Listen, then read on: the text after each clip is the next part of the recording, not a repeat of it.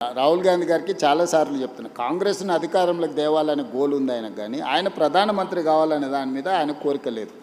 Goal ఉంటేనే కదా దానికోసం. నేను చాలాసార్లు మొన్న మా చింతన్ శిబిర్ ఇక్కడనే రాజ్ ఠాకూర్ జిల్లా ప్రెసిడెంట్ ఉన్నాడు కదా, మొన్న మా చింతన్ శిబిర్ జిల్లా అధ్యక్షుల ట్రైనింగ్ జరిగింది ఆంధ్రప్రదేశ్ తెలంగాణ వికారాబాద్లో.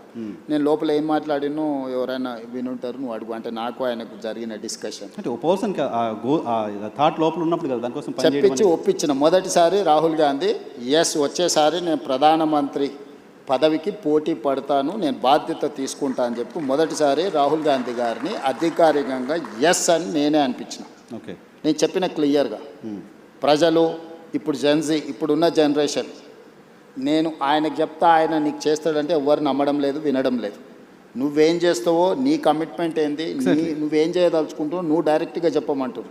ఇప్పుడున్న పాలిటిక్స్ను నేను స్విగ్గీతో పోలుస్తాను. ఇప్పుడు జనాలు విత్-ఇన్ మినిట్స్ డెలివరీ కావాలని కోరుకుంటున్నారు. పొద్దున ఆర్డర్ ఇస్తే రాత్రికి వచ్చే దాని మీద లేరు జనాలు, కావాలి కొత్త ఆర్డర్ రెడీగా ఉంటారు. సో స్విగ్గీ పాలిటిక్స్లో ఈరోజు నువ్వు ఎట్లా పర్ఫామ్ చేస్తావు అనే దాని మీదనే ఆధారపడి ఉంటుంది.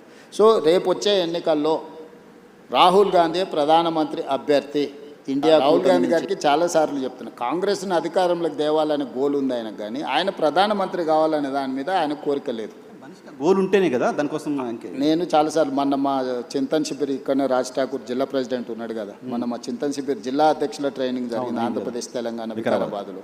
నేను లోపల ఏం మాట్లాడినో ఎవరైనా వినుంటారు, నువ్వు అడుగు అంటే నాకు ఆయనకు జరిగిన డిస్కషన్ థాట్ లోపల ఉన్నప్పుడు కదా దానికోసం చెప్పించి ఒప్పించిన. మొదటిసారి రాహుల్ గాంధీ వచ్చేసారి నేను ప్రధానమంత్రి పదవికి పోటీ పడతాను, నేను బాధ్యత తీసుకుంటా అని చెప్పి మొదటిసారి రాహుల్ గాంధీ గారిని అధికారికంగా ఎస్ అని నేనే అనిపించిన. ఓకే, నేను చెప్పిన క్లియర్గా ప్రజలు ఇప్పుడు జెన్జీ ఇప్పుడున్న జనరేషన్, నేను ఆయనకు చెప్తా ఆయన నీకు చేస్తాడంటే ఎవరు నమ్మడం లేదు, వినడం లేదు.